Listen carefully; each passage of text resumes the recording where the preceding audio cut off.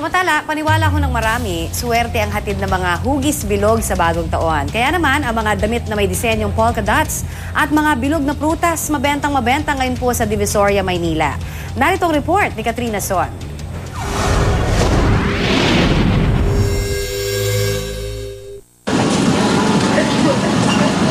Matapos ang Pasko, bagong taon naman ang pinaghahandaan ng mga nagbebenta rito sa Divisoria.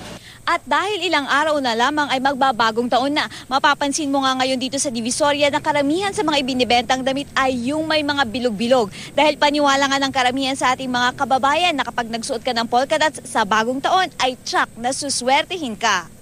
Nariyan ang polka dots na mga leggings na mabibili sa halagang 2 for 150 pesos. Mga polka dots na damit pangbata sa halagang 50 pesos lamang. Patok din daw ang polka dots na mga damit sa 250 pesos. Pati na ang polka dots na pantulog na mabibili ng 80 pesos hanggang 100 pesos. Sabi daw po nila, maswerte yung ganun mga may bilog-bilog. Yun po sabi nila. Kaya yun po yung tinitinda namin para mas click. Bukod naman sa mga polka dots na damit, nagsisimula na rin daw na dagsain dito ang mga bilog na prutas.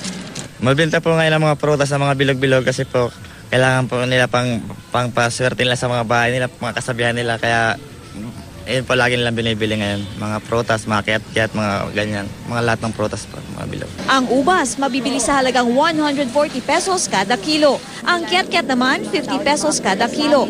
4 sa 100 naman ang pongkan, gayon din ang peras.